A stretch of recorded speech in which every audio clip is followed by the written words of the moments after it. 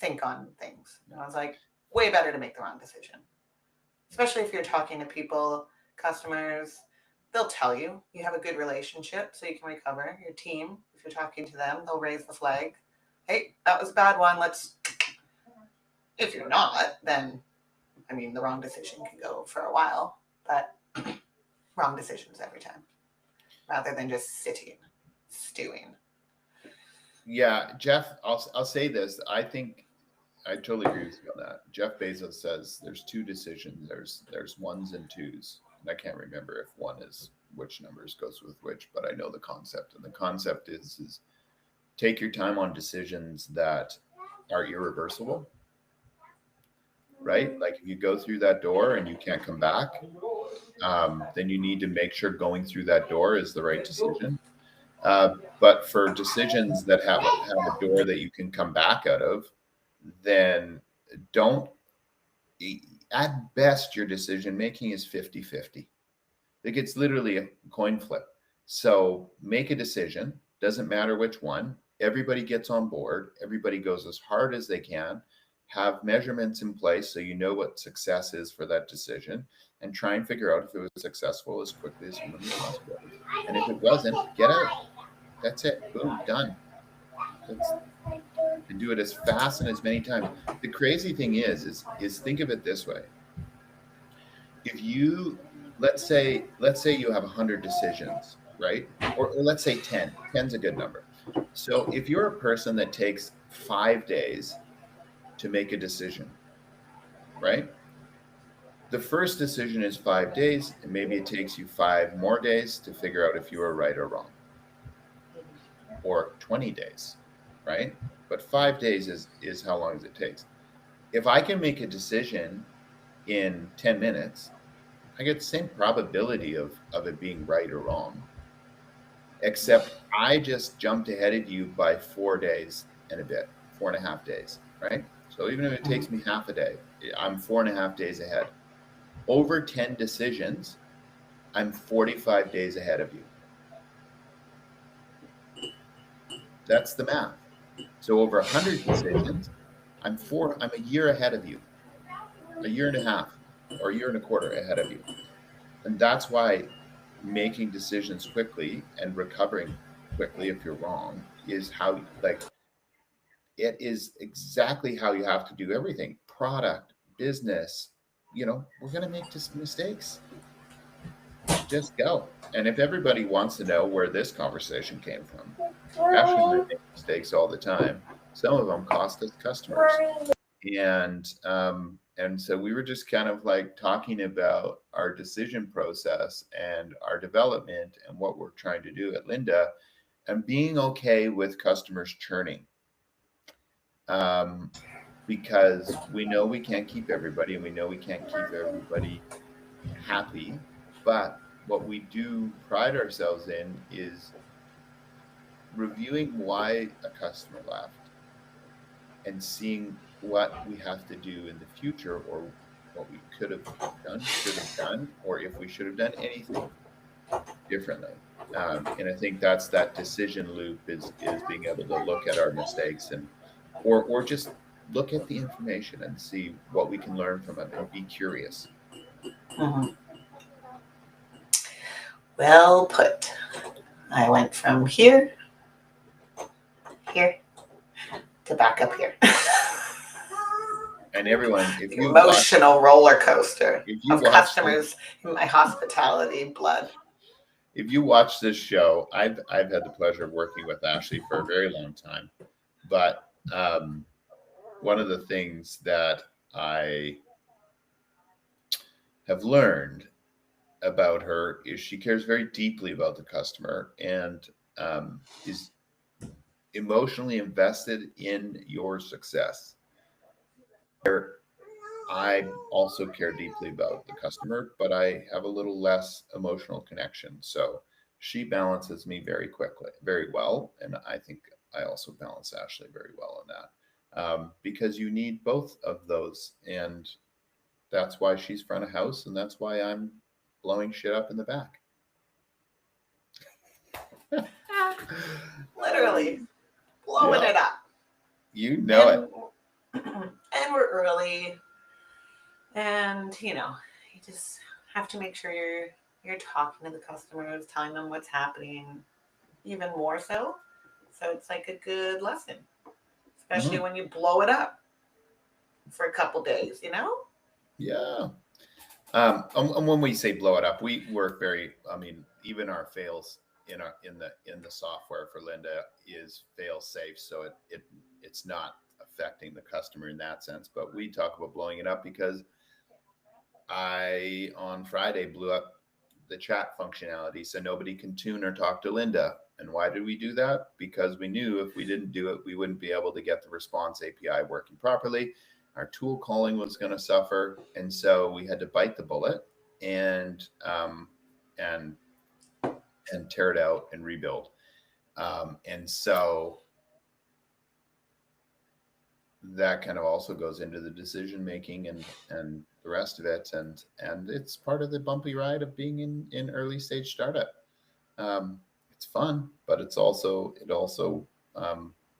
is a little rough. And so we really appreciate our customers, to be honest, who stick with us.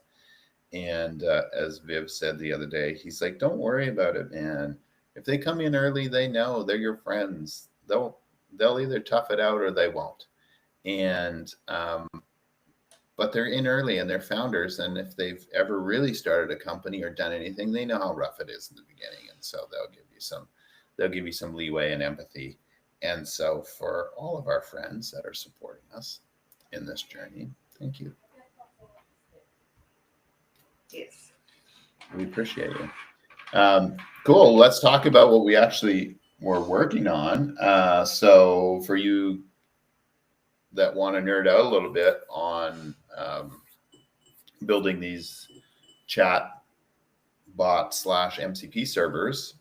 Um, I did curse out a lot of agents yesterday. We won't use the language on here because we're going on LinkedIn Live. But oh my God. So there, the response, so chat versus response API actually for you. Chat, you send a message, a tool call that comes back. The response, because it's streaming, you have to keep the previous chat's ID in it. You have to make sure the formatting is just perfect. You need to make sure that the tool response is coming out, and so it's a little more complex. Looks really pretty though in chat when it's working. So I'm testing yesterday. And so if you're developing with agents, know these two things. Even when you have the best plan put together, so your project requirements, your Jira cards, it will do things or it won't do things that you need to know about. One of them is it will put a fake user in. So you think your code is working in live. It isn't. It's running off a fake user. And so that took about an hour and a half to realize that was one of the bugs uh, yesterday. So got that. So that was good. Cleaned all that out. And then I'm just like, I can't figure out. Like, I know I put the prompt in with the exact tools. I know when I did it because I knew it was going to try and do something. But it was late at night and I was moving really fast and I had it on yellow, and which means that it auto approves the tests. Like, not auto approves, but it auto run tests. So I had 7 tasks in it, and it was probably that night that I had it run for about 45 minutes by itself. And I was pretty sure I had those prompts tight. And so when it wrote the tools, it wrote stubs on the tools. So it didn't actually write the tools. So, yeah, so it was just a piece of code. Like, it had the tool name in there, but it didn't have the functionality of the tool. So I'm like, show me your voice, show me the email rules. And it's like failing. Finally, I just got so frustrated. So I went in and I'm like, oh my God, of the 40 tools or 50 tools that we had, They're just stubs. They weren't actually tools. I went in and I searched every one of those tools. I brought them out of the repo and I freaking had them. I put them into my chat and said, I want to make sure that we do each one of those. Oh yeah, it created the stubs. It didn't write the tool. So anyways, now that we're rewriting all of the tools from scratch, that's super fun. But probably much better anyways, because if I'd actually kept the tools the way they were, they would have been set up for the completion system. And so it would have just been a pain in the ass. So now I've got a guidance document on how to write tools, which we'll go through and we'll rewrite the 3540 tools so that they're all there. And it'll be good. So those are some of the things that you should watch for when it's writing. And then if you are designing product, do remember these things, because this is what I take to heart. If ChatGPT, with, I don't know how many users, half a billion probably users right now, can't actually format an output exactly the way I asked it to, when I have asked it to do that same job probably 80 times and it was correct, and then all of a sudden it blows up and can't do it anymore. Don't stress if your product doesn't work perfectly and you're an early stage startup, because if the big guys can't make it work, don't hold yourself to impossible standards. Just get 80-90% right and you'll be good. I know that's totally against the hotel. No, I'm also laughing over here because it's a holiday in Canada, and I'm sure this connected to my mic instead of my AirPods for cancellation. So everybody can hear my 2.5-year-old screaming under the door. Mommy! It wasn't that loud. Okay. It wasn't that loud. I just kept talking. Don't you worry about it. I just kept talking, and everybody heard it, but. Oh, okay. Anyway. What are you working on today, Ashley? I had some great success yesterday. Dan Martell put out a nice post around hiring an executive assistant on Saturday, I think it was, which tons of founders commented, engaged with. And so having conversations, those are nice warm leads for us in a social selling world. And so that's what I was mainly concentrating on. And then, looking at our onboarding and what we chatted about kind of coming out of yesterday will be a goal for a little bit today, but mainly just, sales. It's wild over here, though. The door's about to break down, I swear. Nice. And we've got 3 customers that are onboarding today too, right? Yes. Meetings. 1, 2, 3, 4 meetings today. So a busy day. It'll probably be all sales then outside that. Nice. Let's go.